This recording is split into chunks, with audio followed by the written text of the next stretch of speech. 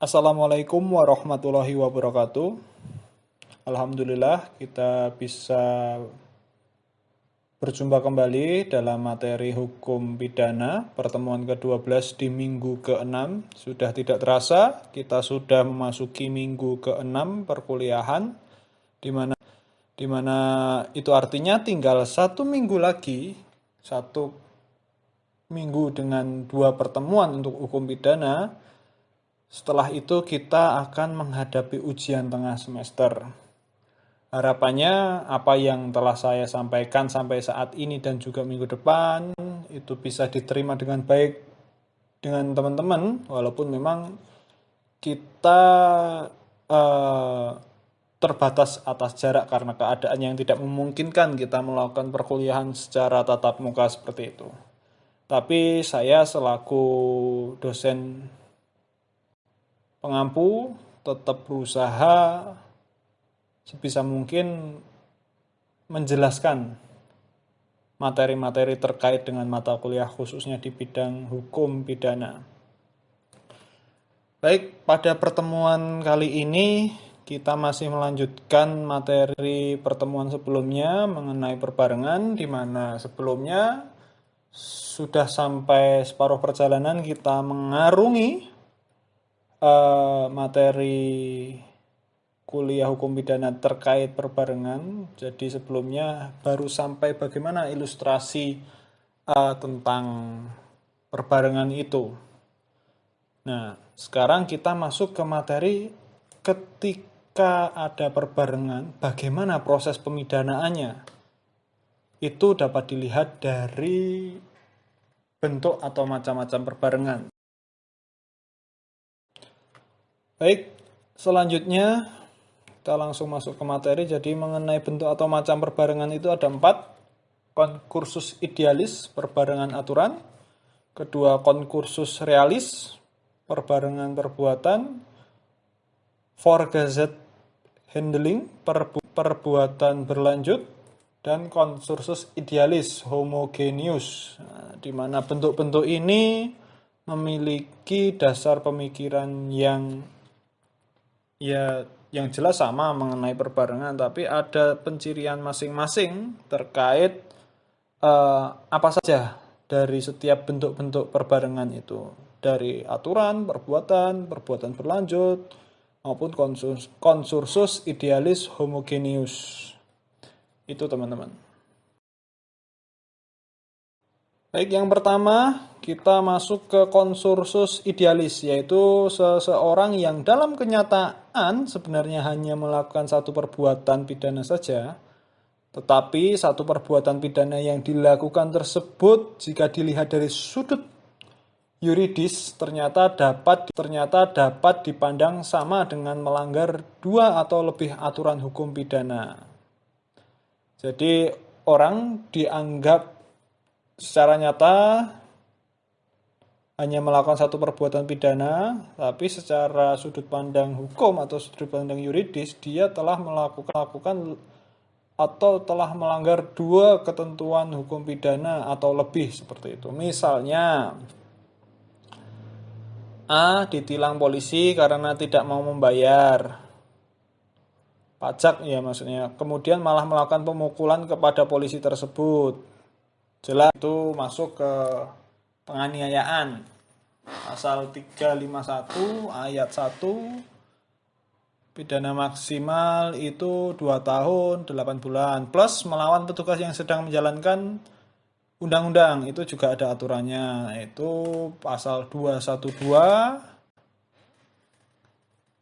pidana maksimalnya 1 tahun 4 bulan. Lalu berapa pidana yang dijatuhkan? Seperti itu. Menurut kalian seperti apa? Ada mungkin dari kalian yang pernah melakukan hal serupa? Misalnya kalian diberhentikan ketika operasi polisi, terus malah kalian melakukan pemukulan yang tujuannya itu adalah perlawanan terhadap petugas. Nah, itu coba kalian ingat-ingat kembali. Teman-teman, mengenai pemidanaan khususnya dalam bentuk konsursus idealis itu ada beberapa sistem. Yang pertama adalah sistem absorpsi atau penyerapan. Diambil dari salah satu jenis sanksi pidana yang ada dalam beberapa aturan hukum pidana yang dipandang telah dilanggar oleh terdakwa. Jadi disebut absorpsi karena pidana yang digunakan dipandang telah menyerap keberadaan pidana lain-lain karena secara nyata seseorang hanya melakukan satu perbuatan. Dalam prakteknya ada 3 model absorpsi sesuai dengan fakta yang ada.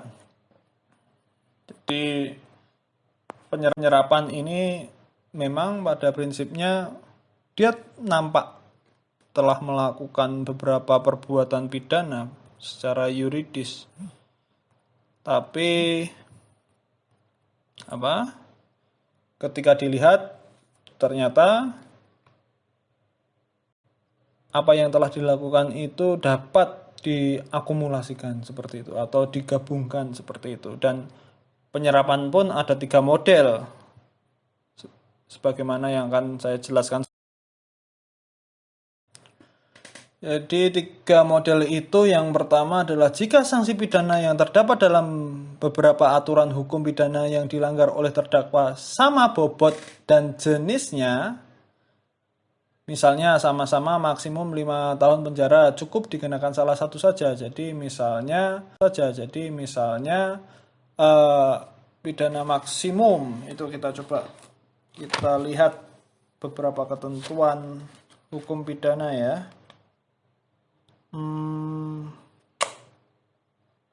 Barang siapa menyuruh memasukkan keterangan palsu ke dalam suatu akta mengenai suatu hal yang keberadaannya harus dinyatakan oleh akta itu dengan maksud untuk memakai dan menyuruh orang lain memakai akta. Ini pemalsuan akta yang penjaranya 7 tahun dengan selain itu ada mengenai penggelapan dan sebagainya, itu juga 7 tahun cukup. Itu 7 tahun yang dipakai seperti itu, bukan 7 tambah 7. Walaupun memang antara pemalsuan akta dan penggelapan itu berbeda, tapi dianggap menyerap menjadi satu, yang kemudian sanksinya juga dipilih salah satu karena memang pidana maksimumnya sama seperti itu. Yang kedua, jika sanksi pidana terdapat dalam aturan yang dilanggar berbeda bobot dan jenisnya, misal kasus pertama, maka bobot dan jenis pidana yang paling beratlah yang harus dijatuhkan. Misalnya tadi ini penggelapan 7 tahun. Ternyata setelah penggelapan dia melakukan pembunuhan 15 tahun, berarti yang dipakai adalah yang 15 tahun seperti itu.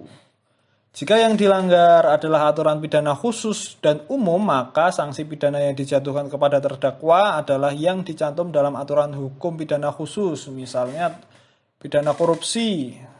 Korupsi, dia melakukan korupsi dan terbukti melakukan tindak pidana korupsi dan dipidana 10 tahun. Terus sebelum korupsi dia juga memalsukan akta-akta dan sebagainya 7 tahun. Nah, yang dipakai adalah pidana khusus, yaitu yang 10 tahun seperti itu. Itu mengenai 3 model absorpsi. Sekarang kita masuk ke bentuk yang kedua, konsursus realis atau perbarengan perbuatan, yaitu seseorang yang dalam kenyataannya melakukan 2 atau lebih perbuatan pidana.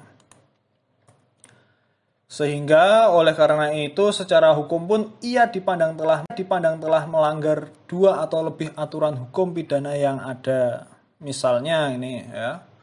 Acong mencuri tanggal 25 Desember di rumah Yunus, dikenakan pasal 362. Coba kalian cek pasal 362 itu bunyinya seperti apa.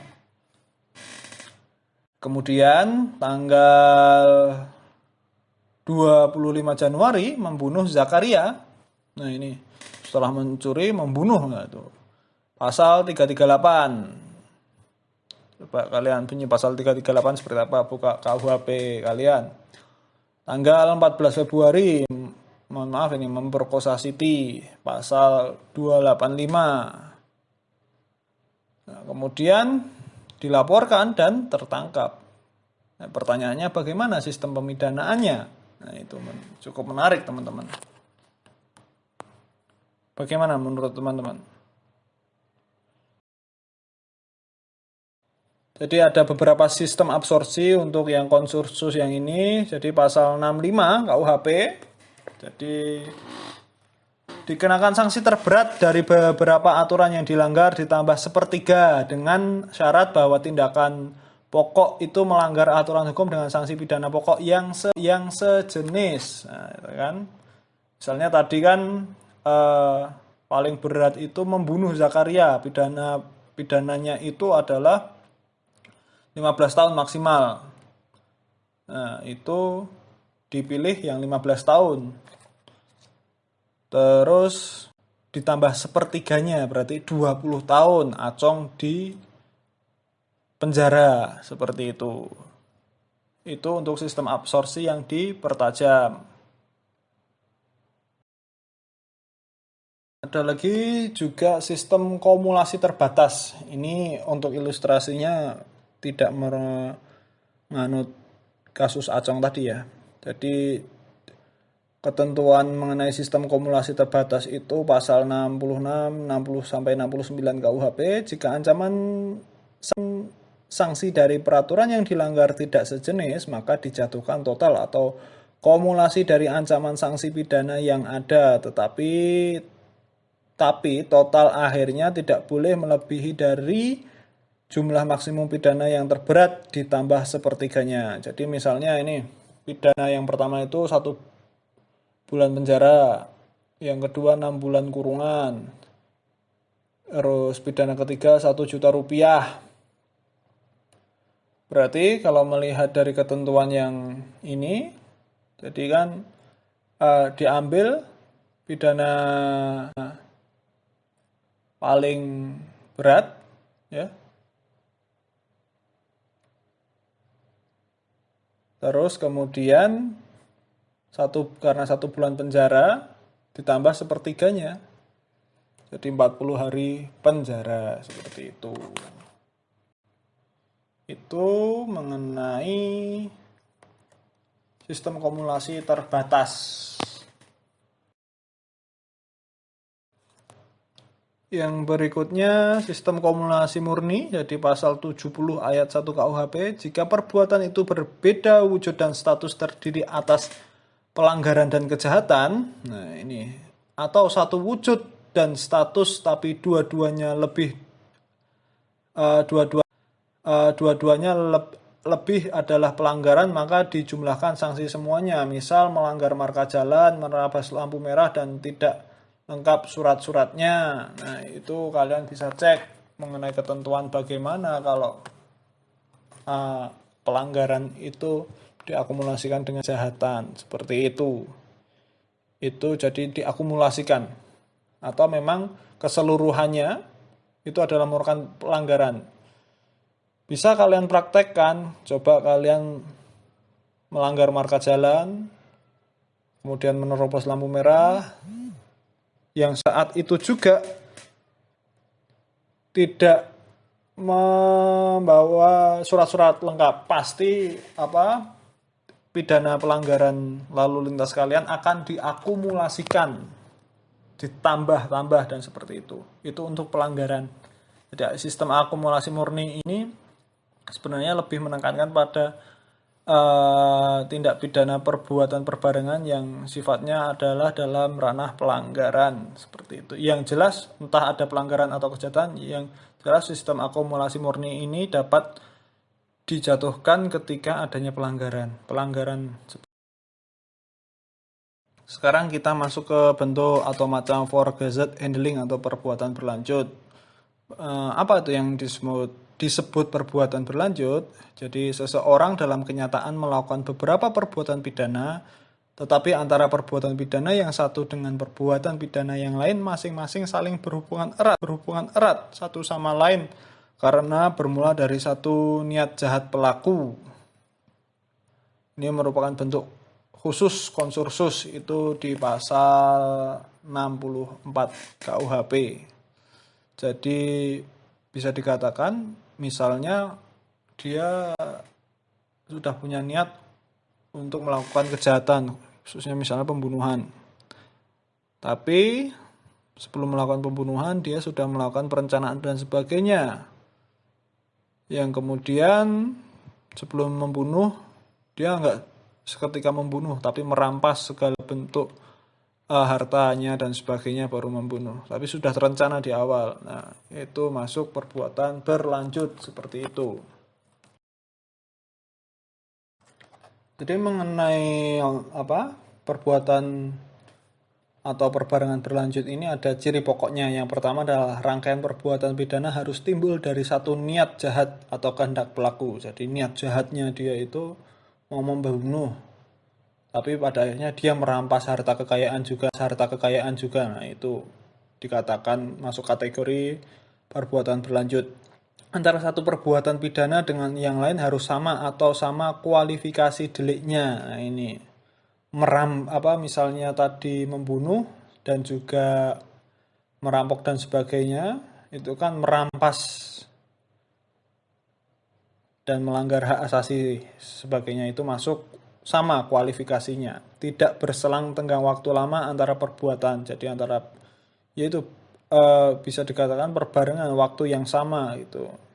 Atau misalnya di sini, misal Acong karyawan mebel, pertama mencuri kayu, dia mencuri, kemudian mencuri lem. Nah, ini. Kemudian mencuri busa, terakhir mencuri kulit. Nah, ini dia sebenarnya cukup ribet juga ini si Acong. Kenapa enggak sekalian nyuri kursi yang sudah ada busanya kan gitu. Ngapain satu-satu. Nah, ini pencurian kualifikasinya sama mencuri semua. Jadi maksimal pencurian itu 5 tahun penjara dan denda itu 750.000. Seperti itu. Itu mengenai ciri pokok suatu perbarengan dikatakan berlanjut, seperti itu. Nah, ini ada lanjutannya. Acong benci sekali pada encing. Ini Acong menghina encing di depan publik. Encing sabar diam saja. Besoknya Acong ketemu encing dan menempeleng itu memukulnya. Encing masih sabar. Terakhir Acong ketemu lagi, kemudian merusak motor encing. Encing tetap sabar. Nah, itu pertanyaannya. Coba kalian sampaikan dalam forum, perbuatan Acong termasuk perbuatan berlanjut atau tidak itu. Seperti itu. Dari kalian bisa menilai dari ciri-ciri pokok berlanjut itu seperti apa, terus analisis kasus ini. Seperti itu. Coba kalian nanti sampaikan dalam forum. Itu mengenai perbuatan berlanjut atau forgeset handling.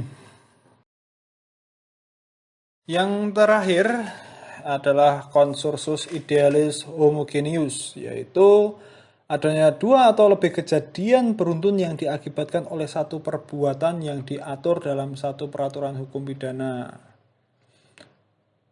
Konsensus idealis homogeneus ini mirip dengan konsensus idealis karena perbuatannya dianggap satu, nyatanya lebih, dan bisa dikatakan pidana berlanjut jika kualifikasinya sama karena sumbernya dari satu niat jahat. Misalnya, Acong ingin mencuri di rumah Wisnu. Sebelum mencuri, Acong melumpuhkan Wisnu dengan tongkat listrik. Maka Acong dikenai pasal 365, pencurian yang didahului dengan kekerasan. Seperti itu. Misalnya juga 379 huruf A, curang sebagai mata pencaharian. Nah, ini. Jadi misalnya kita lihat ketentuannya seperti apa. 379A. 379. Jadi mengenai 379 ya, itu barang siapa menjadikan sebagai mata pencarian atau kebiasaan untuk membeli barang-barang dengan maksud upaya tanpa pembayaran seluruhnya, memastikan penguasaan terhadap barang-barang itu untuk diri sendiri maupun orang lain, diancam dengan pidana penjara paling lama 4 tahun. Yaitu. Jadi perbuatan curang sebagai mata pencarian. Jadi kalian itu berbuat tidak baik atau istilahnya memanipulasi segala bentuk perbuatan yang tujuannya itu memang merugikan orang lain dan itu sebagai mata pencaharian, itu juga disebut konsensus idealis, karena kejadian curang itu pasti akan tidak hanya 1 kali 2 kali, tapi lebih dari beberapa perbuatan seperti itu. Itu mengenai konsensus idealis homogeneus. Itu teman-teman yang dapat sampaikan. Harapannya ke depan teman-teman ya seperti yang sering saya sampaikan di akhir sesi perkuliahan, teman-teman harus tetap selalu mencari referensi-referensi literatur-literatur yang ada, dan saya yakin sudah banyak sekali materi-materi tentang perbuatan perbarengan tindak pidana yang dijelaskan di berbagai forum, misalnya klinik hukum, hukum online, dan sebagainya. Itu bisa menambah pengetahuan teman-teman, karena memang sifat dari seorang mahasiswa adalah student center learning. Jadi dosen itu hanya sebagai guidance saja, sebagai mitra pembelajaran. Tidak seperti mungkin kalian di sekolah SD, SMP, SMA. Jadi apa yang dikatakan benar.